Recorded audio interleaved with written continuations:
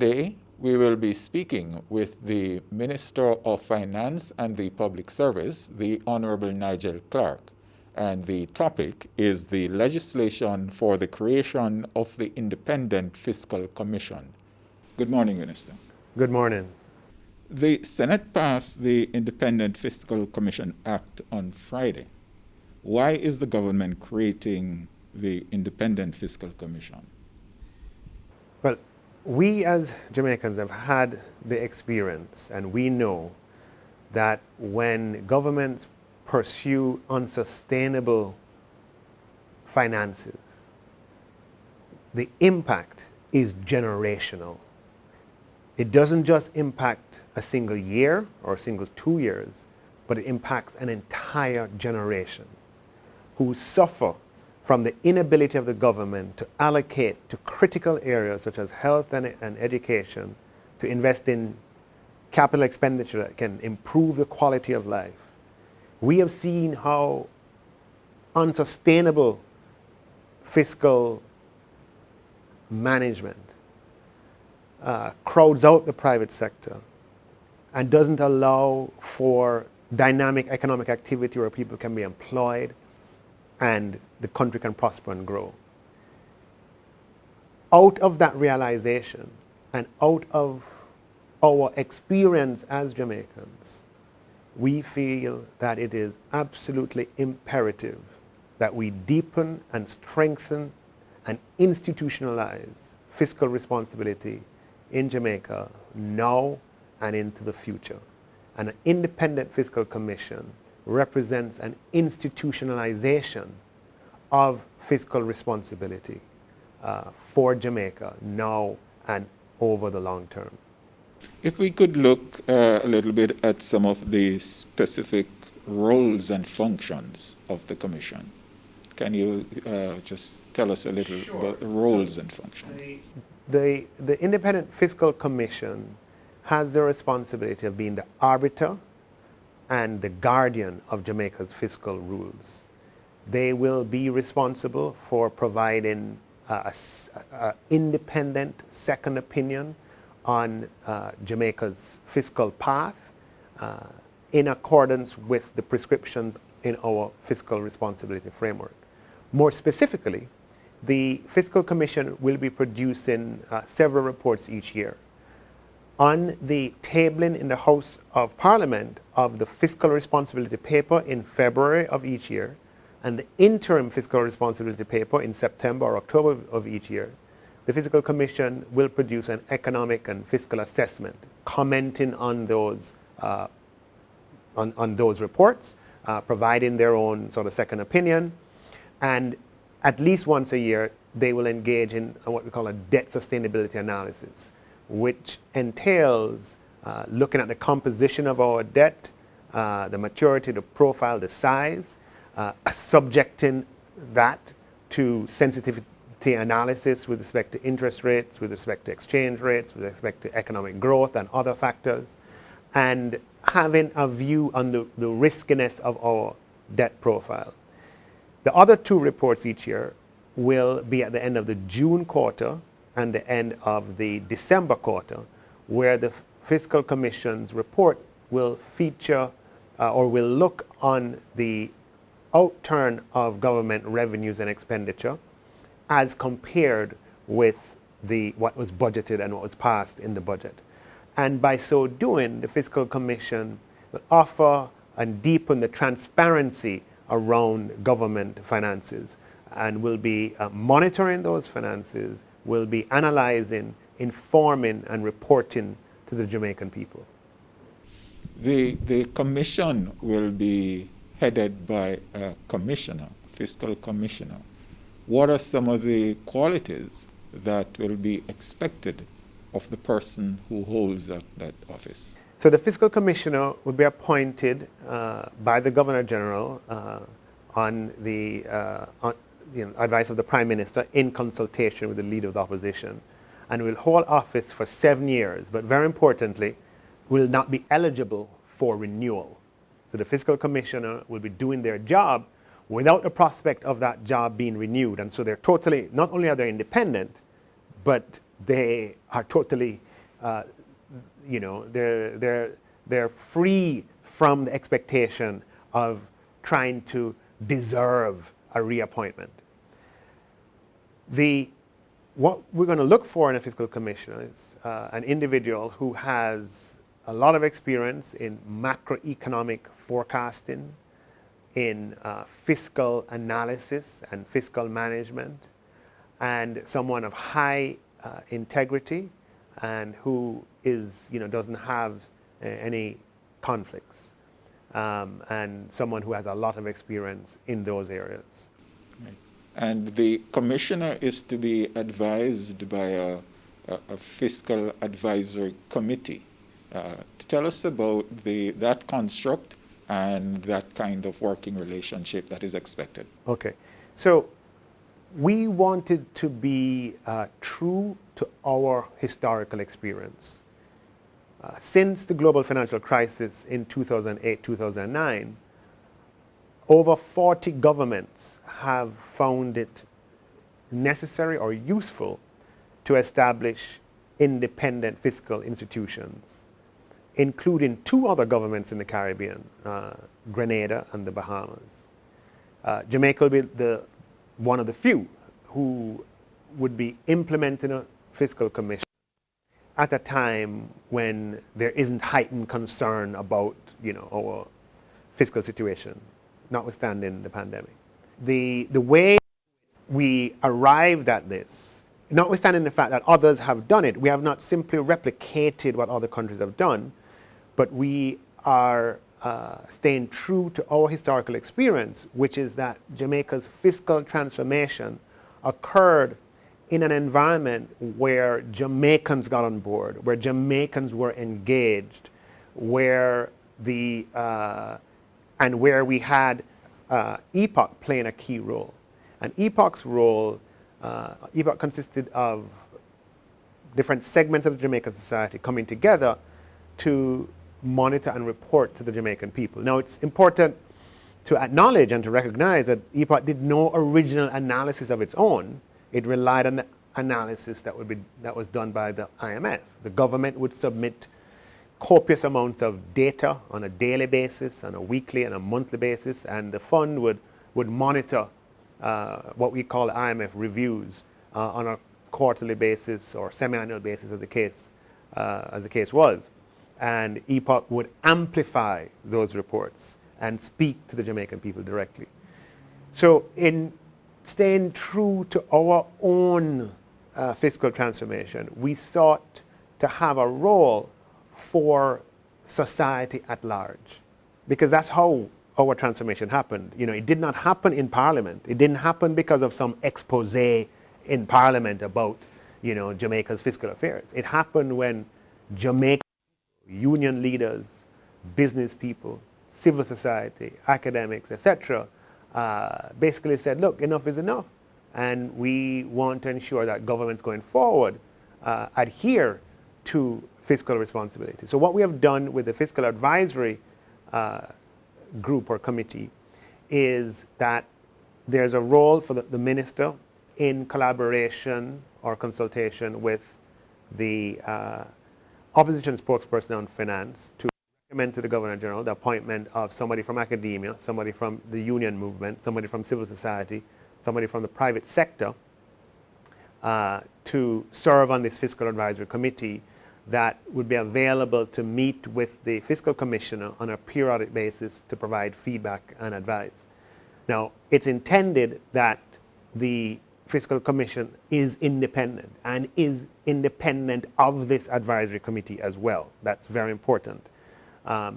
So the way in which it has been constructed is that the minutes of those meetings are made public, and the meetings are scheduled in advance.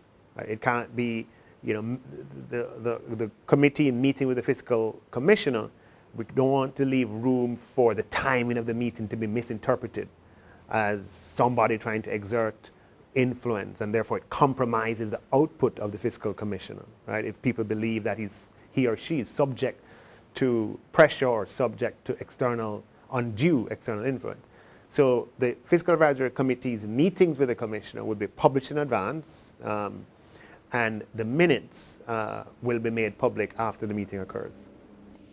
You mentioned the Economic Program Oversight Committee. Why was it considered necessary to replace that body with a new institution? Tell us about the thinking. Okay, so the Economic Program Oversight Committee was what we call, it was a temporary mechanism that's underpinned by a memorandum of understanding. Right? What we were seeking to do is establish a permanent institution that would outlast this administration and would continue for administrations into the future. That's a major difference. The second difference is that EPOC consisted of persons who were volunteering their time. They had full-time occupations as union leaders or as bankers or as business people elsewhere. We wanted an institution that had dedicated persons, that every single day, 9 to 5 proverbially, 40 hours a week, they are focused on the institutionalization of fiscal responsibility in Jamaica. It's not a part-time activity, not a volunteer activity. The third reason is that EPOC performed no analysis of its own. Those attributes I mentioned earlier that we want in a fiscal commissioner are absent in EPOC. We don't have in EPOC people who are, EPOC wasn't designed to have persons with 20 years of experience in macroeconomic forecasting or fiscal forecasting and so forth. So the kind of depth that is required to institutionalize fiscal responsibility needed dedicated resources. And EPOC did excellently at the job it was asked to do, which was to monitor and to report and to amplify. The job now outside of an IMF program where Jamaica is on its own, the job is different. And the job is to perform original analysis, which will help to inform the Jamaican people. Let me sort of make it even sort of clearer for you and for your listeners or viewers.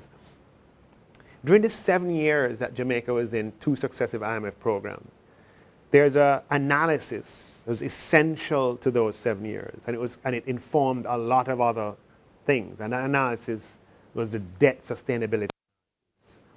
And it's an analysis that ultimately informs the primary balance that you have to target to make sure that your finances are sustainable. And the difference between sustainable and unsustainable, I think we understand from our experience. Unsustainable is when, things are just getting more and more out of control each year and you can't get it back. And you ended up having 2 debt exchanges and wage freezes to get things back, okay? So that debt sustainability analysis was not performed in Jamaica. That was performed in Washington. And we took their debt sustainability analysis or the results of it and we employed those results to inform policy choices. Well, a part of economic independence is domesticating that kind of activity, that kind of analysis. We need that analysis to be done here. And we want our Jamaicans right here in Jamaica to do the debt sustainability analyses that are necessary to inform policy. So we'll be doing it here at the Ministry of Finance, and the fiscal policy paper in the future will be upgraded to include a debt sustainability analysis. And we will also want a permanent independent institution, in this case the Fiscal Commission, to perform its own debt sustainability analysis. And in that regard, it's significantly different from EPOC, right? Where EPOC doesn't have that capacity, wasn't intended to have that capacity, and therefore performed a different role. The Fiscal Commission is built for a Jamaica that, is outside of a fund program and not relying as heavily on the resources from Washington. In what you're saying, you are suggesting that EPOC played an important role for the time it was created. Just give us a sense of the importance of what EPOC did in its time. Yes, EPOC played a critically important role in its time. Don't forget how EPOC arose. It arose when Jamaica had to enter the extended fund facility, having been in a standby arrangement only a few years prior. And on entering the extended fund facility, one of the requirements, or one of the prerequisites rather, one of the prior actions, was to ensure that Jamaica could do another debt exchange and reach agreement with public sector unions about a wage freeze. Now, from the perspective of those who bore the brunt of the debt exchange, from their point of view, they had done that already. They had made a sacrifice already only a few years earlier. And from the point of the public sector unions, they thought they'd been here before as well. So how is this going to be different this time around? And basically, it was at their insistence or their advocacy that the government of the day, quite wisely, relented and created the avenue for this representative group of Jamaicans to have a seat at the table, to be able to peer through the window and see how government finances are evolving and see how the government is living up to its commitment with the fund. Because ultimately, if the government did not live up to its commitment with the fund, ultimately the people would pay the price. Business people, working people, and otherwise. And so the deal that was struck, which was maintained across administrations, in fact, we still have EPOC even today, so this is the third administration in which EPOC's presence has been welcomed. So in return, an MOU was signed where they had that visibility, and EPOC was empowered to amplify from a pulpit Jamaica's adherence and performance vis-a-vis the targets in the fund program. And it did wonders. It did wonders in broadening the participation in public policy in Jamaica. I know I was in the private sector at the time when EPOC first came into existence, and I read every single report. I had a keen interest in it. And it broadened participation in the policy making space, or at least in policy discourse. It deepened accountability because policymakers knew that the Jamaican people would be informed if they were lackadaisical in meeting targets. And ultimately it played a key role. Now, there are many other factors that accounted for Jamaica's fiscal transformation, including the work of persons in the public sector, persons in the Ministry of Finance, persons at the Bank of Jamaica, and persons who work throughout ministry departments and agencies in Jamaica who work assiduously in order for Jamaica to meet those targets. But EPOC certainly played a key role. The Independent Fiscal Commission is really anchored in the fiscal responsibility framework. Tell us about that relationship and the importance of anchoring it. Okay. So Jamaica fiscal responsibility framework, its origins go back to 2010. And they go back to 2010 when Jamaica entered that standby facility, and the fiscal responsibility framework was a part of that package. And what it required in 2010 is that the government tables, along with its budget, a fiscal policy paper where the minister signs a fiscal responsibility statement, and the ministry discloses a lot of information on the economy, on labor markets, on inflation, on exchange rate dynamics, on debt dynamics, and just on credit markets, a host of information.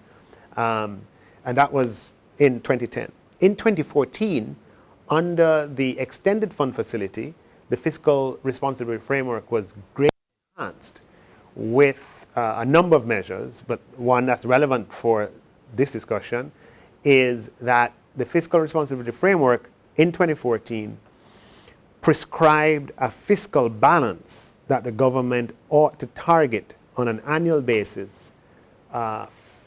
in order for its finances to be sustainable.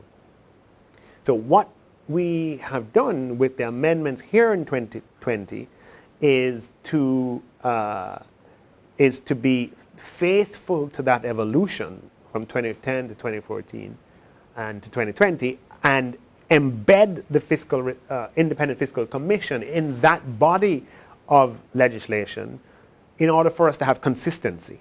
So the fiscal balance that the government ought to target in each year, which was a reform in 2014, is the balance that the Independent Fiscal Commission will want to monitor.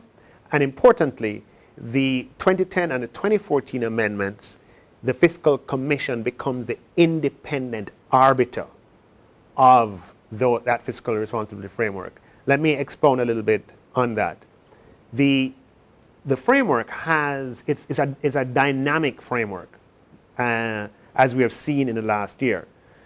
There are provisions for the government to hit an escape clause if the situation demands. We saw that happening earlier this year, where there's a pandemic and the deviation from what was expected was 4% of GDP, which was so high it was not even contemplated as possible back when the legislation was passed. So we had to suspend the fiscal rules. In the future, the arbiter of suspension, it may not be, God willing, is not something as horrible as a pandemic, but it could be something that causes a deviation that requires a suspension. The Fiscal Commission would be the body, the independent body, that would opine on that suspension and would opine on the corrective mechanisms that are necessary. So what the Independent Fiscal Commission does is it allows that piece of legislation to work effectively because it provides the institutional framework, the permanent, exclusively dedicated institutional framework for it to work. During the time that so even though we had this from 2014 to 2019, we were in a fund program. So what happened in effect was that our independent arbiter, if I may use that metaphor, was the fund, right? Because we were obligated to table budgets that were consistent with the fund program and so forth. So in a way, they serve that purpose. Coming out of a fund program now, having this very sophisticated fiscal responsibility framework, it requires, I'm going to use the phrase I used earlier, it requires a dedicated, exclusive, well-resourced, and technically able body to be the arbiter and guardian of that fiscal responsibility framework. For those of us who may not know, just remind us how the promotion of sound fiscal policy and fiscal management helps in the effort to sustain not just fiscal discipline, but broader macroeconomic stability and prosperity. One of the things that we have learned is that macroeconomic stability is a precious commodity. It is something that we have not had for at least 40 years. And by macroeconomic stability, what I mean is having financial sector stability, low and stable inflation, sufficient reserves in the central bank,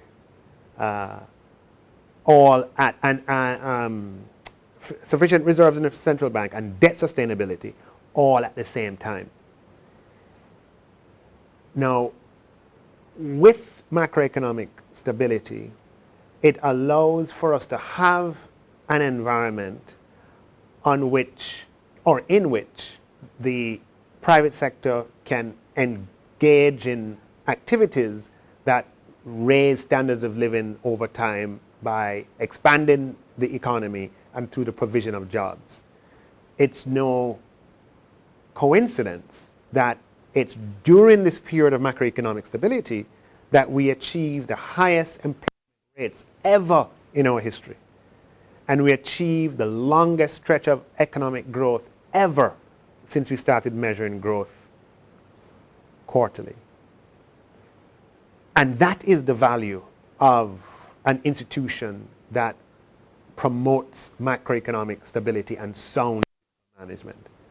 The value is that economic stability becomes a permanent expectation, not some dream to be chased, but a reality that we take as a foundation. Now, clearly, macroeconomic stability is not the be-all and end-all, but it is absolutely necessary to achieve prosperity. Now, the other thing I'd want to mention is that we know that economies, as a natural feature, due to no person's individual fault, experience periods of expansion and decline, expansion and decline, and that is called the economic cycle.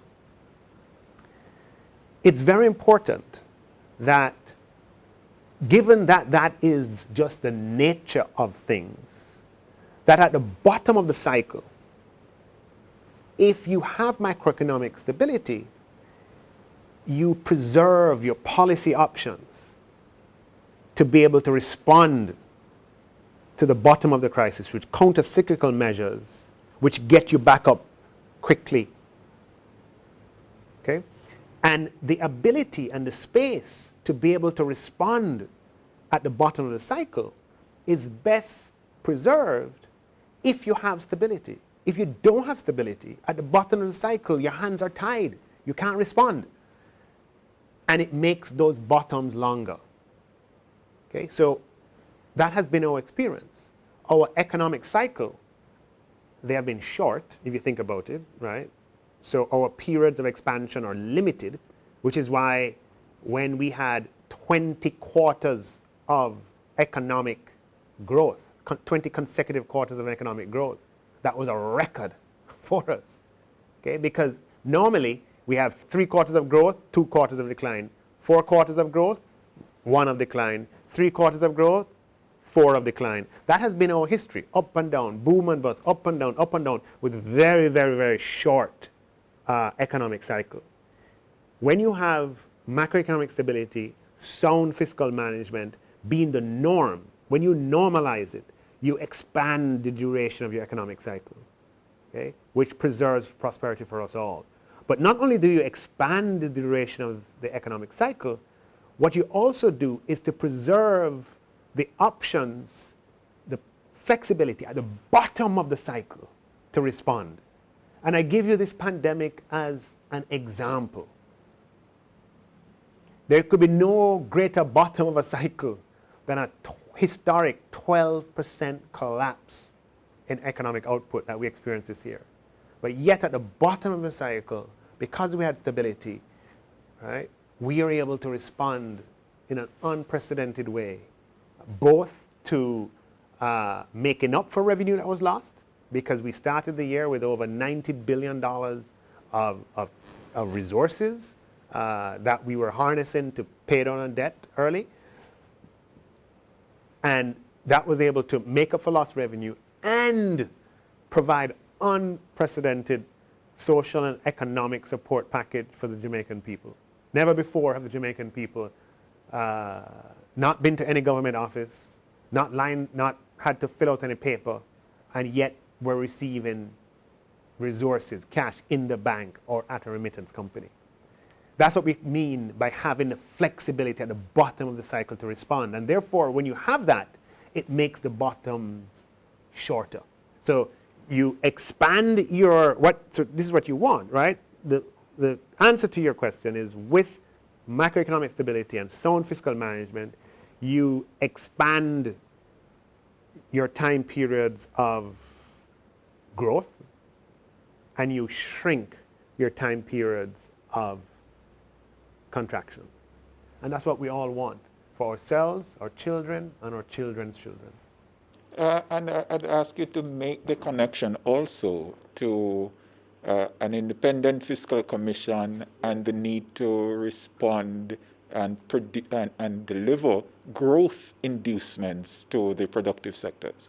So the Independent Fiscal Commission, by having, the Ministry of Finance puts out a lot of information, puts out a lot of data, and so on. What we want to ensure is that our fiscally responsible path does not depend on a personality. Now, personalities will have different social policy choices, some that may make sense, some that don't make sense. However, what we don't want is to sacrifice our fiscal stability on the basis of that, right? So we want fiscal stability to be a permanent foundation. And yes, you can choose within the parameters of what is sustainable, the policy choices that you believe you've been elected to pursue, okay? But not at the sacrifice of our fiscal sustainability. So an independent fiscal commission is able to bring to the people's attention exactly where we stand, no matter what comes out of Heroes Circle, no matter what the government may be saying or the ministry may be saying. And again, what that does is an informed citizenry, an informed media, then has the information on which they can make their own decisions and they can act and they can hold their government to account. Now, it's important to say that by construction, the Fiscal Commission is not will not agree with the government on everything, and disagreement is not necessarily a sign of anything being wrong. Economics is not a precise discipline, and economists will often disagree on projections. And we had that during the fund program as well, where the Ministry of Finance would make certain forecasts and the IMF would make certain forecasts, and there were times when the Ministry of Finance was more accurate than the fund. That wasn't a source of any tension, or it wasn't an example of any underlying problems. It was just that independent people doing independent analysis in the field of economics may come to slightly different results. But what we don't want, and what would be a sign of a challenge is if the independent analysis, there's a gulf between independent analysis and what the government is saying. And when that happens, the people are aware, and the idea is that that is resolved. And when you have that, what you're doing, coming back to your question, is that you are raising the disincentives for fiscal flagrancy. Okay? You're raising disincentive because now people are going to know. And they're not going to know 5 years from now. They're going to know in real time. Okay? So you raise the disincentive for governments to be deliberately wayward, for you to have creative accounting or fanciful projections or unrealistic budgeting. The disincentive for those is greatly raised by an empowered Independent Fiscal Commission. And in addition, the incentive for compliance with the responsibility framework is greatly enhanced. So you're raising the disincentive and you're raising the incentive for compliance. And as a result, we, the people, benefit from that framework. Speaking of we, the people, how will the Fiscal Commission keep the public informed of its deliberations and the various economic matters? So the Fiscal Commission is required to report to the Jamaican people at least 4 times a year, and there's nothing stopping them from reporting more frequently than that. Their reports will be tabled in both houses of Parliament and will be automatically uploaded to their website. And very importantly for this piece of legislation, in other pieces of legislation, the body reporting to Parliament has to wait until the Speaker tables it in Parliament before they can disseminate it. And the Speaker can choose to table when he or she decides. Under the Independent Fiscal Commission setup, once the Commission has delivered the report to Parliament, it is required by law to upload that report on its website. So the Jamaican people will have the information available to them on the opinion of the Independent Fiscal Commission. Why do you think it's important to have inclusiveness and public buy-in on the matters of economic direction of the country? Oh, it's absolutely, because we are a democracy. The difference between in an authoritarian regime, it's the king who matters, because the king makes the decisions. In a democracy, it's the average citizen who matters, because the most important decisions that the country makes, ultimately, right, the decision on who you want your government to be, is in the hands of the ordinary citizen. So we want a democracy where citizens are informed, where they have accurate information on which to base their decisions. And for a country like Jamaica, a developing country, a country with our history, what we want for our children and our grandchildren is a better way of life. We want prosperity and the ability to have choice in life. What makes choice possible is economic freedom. And by engaging citizens in economic policy and fiscal management, we're giving them a stake in their own future economic freedom. Would you say there are sufficient transparency mechanisms in this legislation and the body to be established? Yes, in that, the transparency is inbuilt in many ways. One is that the Fiscal Commission will have access to all the data in government that has to do with fiscal matters. So the Fiscal Commission will be able to request information, request data, and have it available for its analysis. And then the Fiscal Commission is required to report to the Jamaican people. So there'll be voluminous reports that will be coming. And the hope is that the appetite of the Jamaican people to digest and to review this material will increase and improve over time. But yes, this legislation embodies the principles of fiscal transparency. It's deepening transparency in Jamaica. The creation of this body is part of the institution building by the government. Why is it necessary to establish and entrench these institutions in our society and governance? There is a great body of literature that tries to account for the differences in countries, in what countries ultimately achieve. And there is an emerging consensus that institutions make the difference. That countries that invest the time in building durable and robust institutions that are impermeable and are independent of personalities, ultimately the country benefits from that. As a young country that is making its independent way in the world, we are building institutions that provide for Jamaica the confidence of a path of price stability going forward with an independent central bank.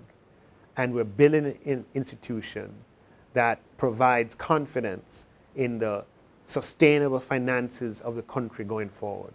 By doing so, we are making macroeconomic stability a permanent condition and not some fleeting experience that we encountered due to chance of an alignment in a period of time. For us to achieve our ambitions as a country, it is an imperative that macroeconomic stability is something that we can take for granted. And I don't mean take for granted, but it's something that we can take as given. As all developed countries are able to. That's one of the fundamental differences, that come rain or shine, come snow or hail, come feast or famine, you know that stability is going to be preserved in Western Europe. Economic stability in Germany and UK and France and Switzerland, United States, Canada, New Zealand, Australia. Yeah. And once you can preserve stability, there's so much more that you can do. You preserve your options. It doesn't mean you can do everything, and stability is not synonymous with wealth, that you all of a sudden manna dropped from heaven. But what it does is that you preserve your options. What instability does is it corrals you. You ever see cows on a farm, right? It corrals you in a particular direction, and you don't have choice. You give up your policy choice. And so your ability to respond to situations is greatly compromised. What stability does is, it doesn't mean you can do everything, but you preserve your options within the boundaries of what stability itself can allow. You preserve your options. And as an independent country, economic independence, that's what we want. We want to preserve our options. We can do this, this, or this. And we make the best choice in all areas as we go along.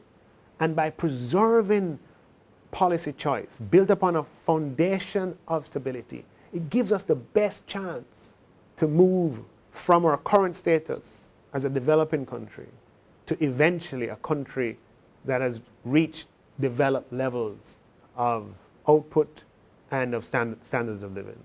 As we wrap this discussion, Minister, there might be some people listening in who say, what is in it for me? The young farmer, wait a bit, the fisherman or in White House, Westmoreland. How would you respond? What is in it for me? What is in it for them is that we are institutionalizing the environment in which they will be able to be assured of access to credit going forward. They'll be assured that the government can allocate more money eventually to their children's education than to paying debt and interest as we have for the last 20 years, more to interest than to education, not by choice, but by the reality of our current situation. They can be assured that the government, through this and other initiatives where we preserve stability going forward, if the government will be able to allocate more to their local clinic or local hospital, and that they will have an opportunity for a better standard of life. Not overnight, not in one stroke, but bit by bit as we entrench stability and we widen our policy choices over time. When do you expect the effective implementation date to be? Yeah, it's a good question. It will take some time to, what we'll have to do, we have to recruit person to function as the Fiscal Commission, recruit the staff, set up the office, put in place the legal agreements that will be required for the exchange of information between the government and the Fiscal Commission. And that can take some time. It's it might between a year to two maybe it could take, but I don't want to be held to that yet. The next stage, having the act having passed Parliament, sent the Senate last week Friday, it has to now get the assent of the Governor General, and now we are sort of engaged in that planning to bring the Fiscal Commission into life, and we're going to work assiduously to do so, and hopefully have it up and running very soon. Any final comments from you? I would encourage all of the viewers to pay attention to these developments, and once the Fiscal Commission is out, to read the material that the government puts out, that the Ministry of Finance puts out, and also read the material from the Independent Fiscal Commission. We are lucky to live in a Jamaica that's a democratic country, and that's an open democracy, and we're deepening our institutions so our democracy can serve us even better. But our democracy is best preserved by an engaged and active citizenry. So I want to encourage engagement in public affairs and in matters of public policy. Thank you very much, Minister. My pleasure.